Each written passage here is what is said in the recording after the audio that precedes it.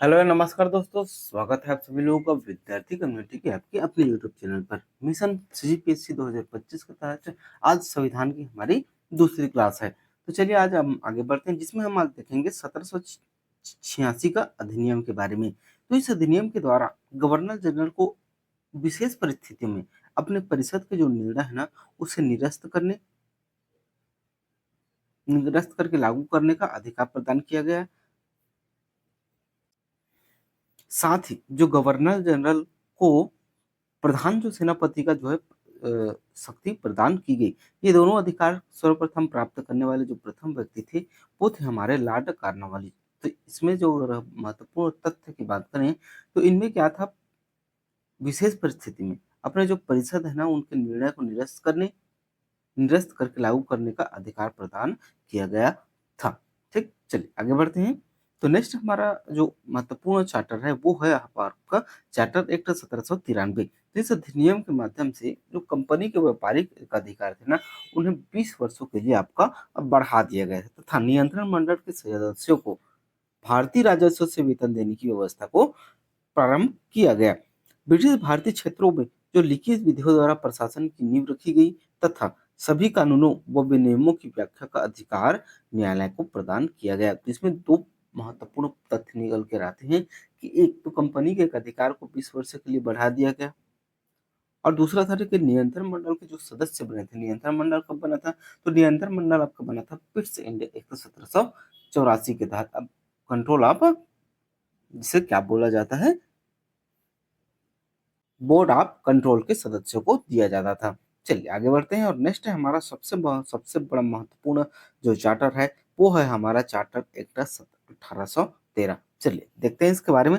तो इस एक्ट के द्वारा कंपनी के व्यापारिक एक अधिकार को जो 20 वर्ष के लिए प्रारंभ किया गया था ना, 1700 कब, तो 1793 को उस एक अधिकार को जो है इसमें समाप्त कर दिया गया। व्यापार करने की छूट मिली, और जो अन्य सभी अंग्रेज थे ना, उन्हें कुछ विशेष जो है छूट मिली थी, किंतु कंपनी का जो है चाय और चीन के साथ, ये जो है महत्वपूर्ण है, एक अधिकार को उसको तो समाप्त किया ही गया, लेकिन चाय एवं चीन का जो है इसके साथ जो व्यापार था ना, उस पर कंपनी का एक अधिकार बना रहा। भारतीय राजस्व से व्यय करने के लिए नियम एवं पद्धतियां बनाई गई। जो भारत से जो भी धन एकत्र होते थे, उसके जो जब उसे व्यय किया जाता था, तो पहले जो है धड़ल्ले से व्यय कर दिया जाता था, लेकिन अब जो है 1793 के अधिनियम के चार्टर एक्ट के बाद, सॉरी 1813 के चार्टर एक्ट के बाद, इनके जो होते व्यय पर नियम एवं पद्धतियां बनाई गई। इस चार्टर ने कलकत्ता, बंबई और जो है मद्रास की सरकारों द्वारा बनाई गई विधियों का ब्रिटिश संसद द्वारा अनुमोदन किया जाना अनिवार्य कर दिया गया। कौन कौन से, आपके कलकत्ता, मुंबई और मद्रास सरकार द्वारा बनाई गई विधियों का। ब्रिटिश संसद की अनुमति के बिना ये विधियां लागू नहीं की जा सकती थी। नेक्स्ट अगर देखें, तो कंपनी को गवर्नर जनरल, गवर्नर तथा जो है सेनापतियों की नियुक्ति करने का अधिकार दिया गया। किसे दिया गया, ये अधिकार जो है कंपनी को प्रदान किया गया। इसके लिए निवेश ब्रिटिश क्राउन की स्वीकृति अनिवार्य थी, ब्रिटिश क्राउन की अनुमति अनिवार्य थी, लेकिन उन्हें नियुक्त करने का जो अधिकार था ना, वो आपका कंपनी को दे दिया गया था।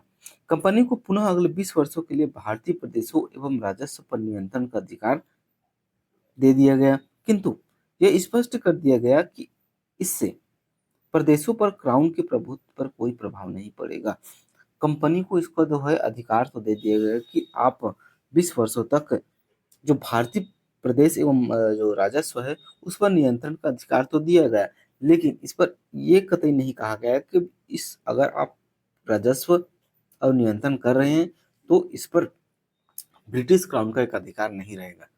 ऐसा कतई नहीं कहा था। उसने कहा था कि आप नियंत्रण कर सकते हैं, लेकिन उस पर ब्रिटिश क्राउन का नियंत्रण जो सर्वोच्च लागू रहेगा। तो ये इस अधिनियम की महत्वपूर्ण बात थी।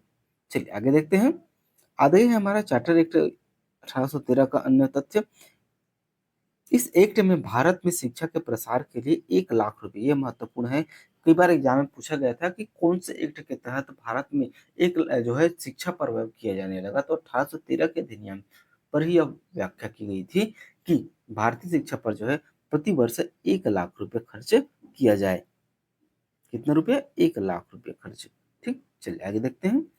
नेक्स्ट है हमारा अगला चार्टर एक्ट 1833। यही हमारा महत्वपूर्ण चार्टर एक्ट है जो 1893 1793 1813 उसके बाद 20 वर्षों बाद जब 1833 का एक्ट आया, तो इस एक्ट में जो होती है लॉर्ड विलियम बेंटिंक भारत के प्रथम गवर्नर जनरल रहे। ठीक, ये देखिए, चलिए देखते हैं हम। ब्रिटिश भारत के प्रशासनिक केंद्रीकरण की दिशा में यह जो अधिनियम निर्णायक कदम था। यह अधिनियम की विशेषता अगर हम बात करें तो इसमें सबसे पहले अगर बात करें तो इसने बंगाल के गवर्नर जनरल को भारत का गवर्नर जनरल बना दिया।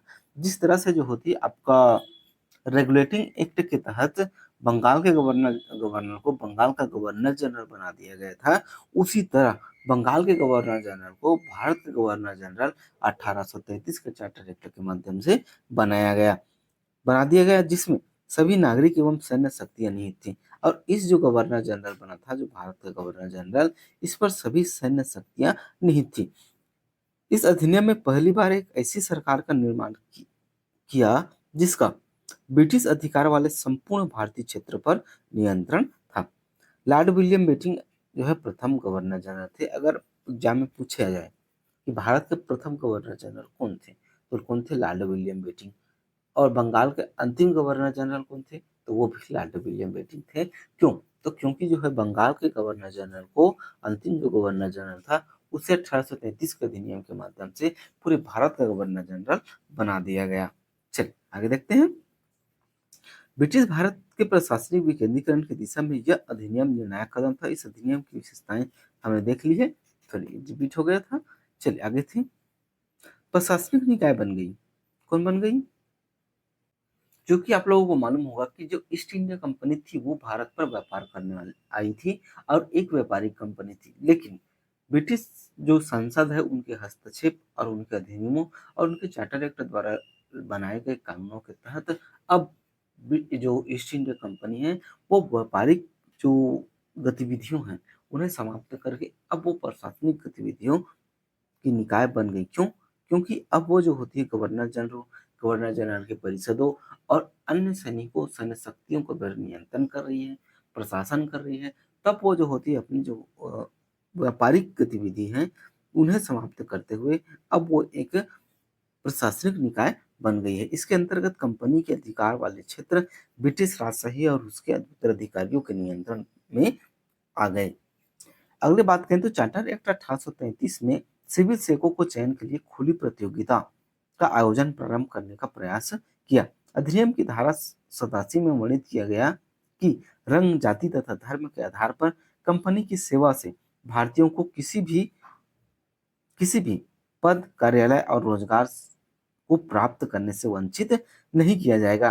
कालांतर में यही धारा प्रशासन में भारत की जो है भागीदारी में मुख्य आधार आपकी बनी। मतलब अब जो कंपनी पर जो सिविल सेवकों का चयन था वो खुली प्रतियोगिता जो होती है होने लगी।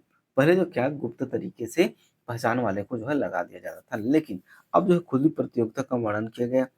कहा गया कि किसी भी भारतीय को रंग, जाति और जो होती है जन्म स्थान या फिर धर्म के आधार पर कंपनी की सेवा से किसी भी भारतीय को कार्यालय पर रोजगार न देने की व्यवस्था नहीं की गई। आप जो होती है खुली प्रतियोगिता पर भाग लेकर आप कंपनी में जो होती है सेवक के रूप में आ सकते हैं। ठीक, चलिए आगे देखते हैं। कोर्ट ऑफ डायरेक्टर के विरोध के कारण जो है इस प्रावधान को समाप्त कर दिया गया। जो खुली प्रतियोगिता का प्रावधान किया गया था ना धारा 87 में, उसे कोर्ट ऑफ डायरेक्टर जो कंपनी की जो होती है व्यापारिक देख रेख करता था व्यापारिक क्षेत्रों की, उसके विरोध के कारण इस खुली प्रतियोगिता जो व्यवस्था थी उसे समाप्त कर दिया गया। विविध परामर्श हेतु जो है गवर्नर जनरल की परिषद में प्रथम विधि सदस्य के रूप में लॉर्ड मैकाले को शामिल किया गया। ये हमारे लिए इंपॉर्टेंट है। एग्जाम में कई बार पूछा जाता है कि गवर्नर जनरल की परिषद में प्रथम विधि सदस्य के रूप में किसे नियुक्त किया गया था? तो किसे नियुक्त किया गया था? आपके लॉर्ड मैकाले जी को जो है वो नियुक्त किया गया था, लॉर्ड मैकाले। ठीक है। विधियों के संहिताकरण के लिए गवर्नर जनरल को आयोग गठित करने का प्रावधान जो प्राधिकार दिया गया। 1834 ईस्वी में लॉर्ड मैकाले जो क्या थे, एक विधि सदस्य थे की अध्यक्षता में 4 सदस्यीय विधि आयोग का जो है गठन किया गया। विधि सदस्य कौन थे आपके, लाल काले, और इन्हीं ने जो होते 1834 में एक विधि आयोग का गठन किया। इस एक्ट के द्वारा भारत में दास प्रथा को विधि विरुद्ध घोषित किया गया। जो दास प्रथा था ना, उसे इसी जो विधि आयोग है उसे ने उन्होंने विरुद्ध क्या घोषित किया गया था, विधि विरुद्ध घोषित किया था, यानी कि असंवैधानिक घोषित किया था, और अंततः 1843 में दास प्रथा को समाप्त कर दिया गया। अब हम जो है नेक्स्ट वीडियोस में देखेंगे 1853 के चार्टर एक्ट और अन्य चार्टर एक्ट, जैसे कि जो होते हैं 1919 का भारत परिषद अधिनियम, आपके भारत परिषद अधिनियम 1858। तो यहाँ तक वीडियो देखने के लिए बहुत बहुत धन्यवाद। मिलते हैं नेक्स्ट वीडियो में, तब तक के लिए जय हिंद, जय भारत, जय छत्तीसगढ़।